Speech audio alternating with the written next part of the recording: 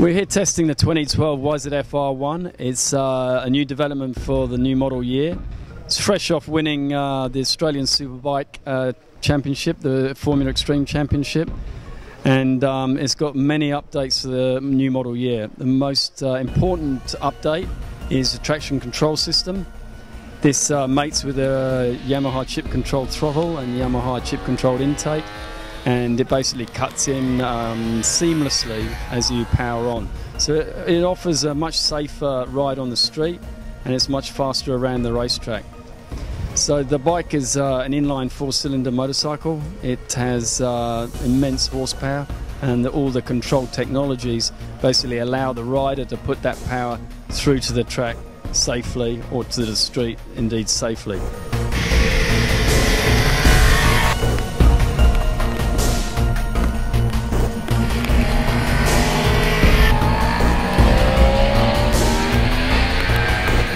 Yeah, one of the unique features of the R1 is its cross-plane crankshaft.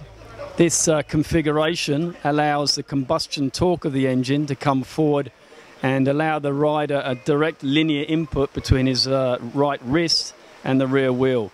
So the cross-plane crankshaft actually highlights the torque effect and gives you extra grip on the rear wheel. And when you combine that with the control technologies and the softer rear suspension that's been introduced for 2012, it gives the rider immense levels of traction, makes you feel much more secure on the track, and it won't slip away from you on the street either. So what they've really produced here is a machine that gives you very much more confidence than last year's bike.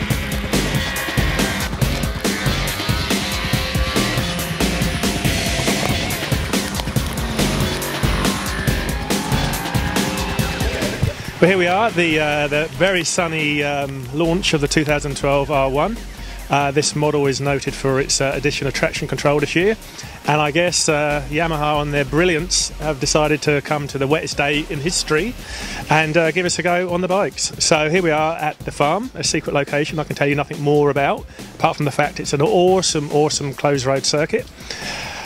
Now, as you can see behind me, it's not very nice riding bikes out there today, so if you're going to ride a bike, you want a bike that's safe and controllable.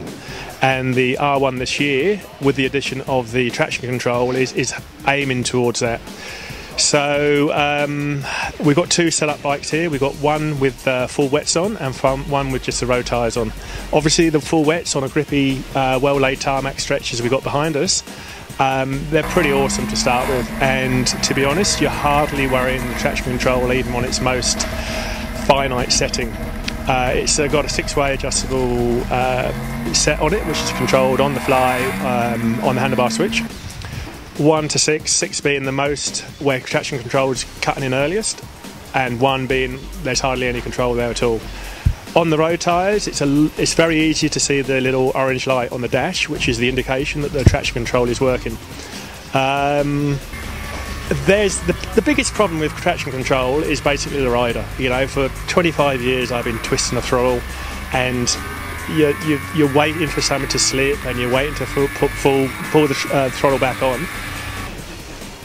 Traction control means you don't have to do that, but it's so hard to reset a mind that has been schooled in the art of throttle control rather than traction control. So you'd think it'd be a very easy thing to do, just go into a corner, go past the apex and whack the throttle on. But in reality, on a wet day, on a new circuit, on a new bike, you can't quite give it as much as you'd like. I think it'd be a lot easier on a dry day.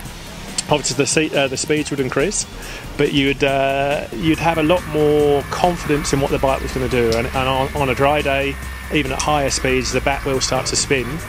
It doesn't affect your input as much as it does on a wet track at slower speeds.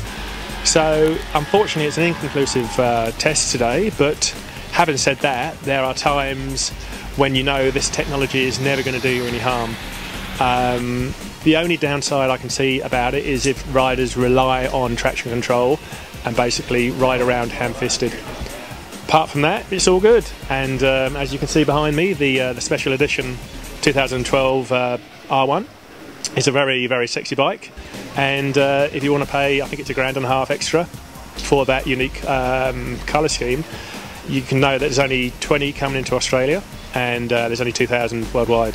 So yeah, it's improvement rather than revolution for the R1, and the traction control will hopefully be one of those bits of technology that you don't know until it's actually saved you. So it's not so much an everyday riding aid, it's your assurance really, rather than anything else.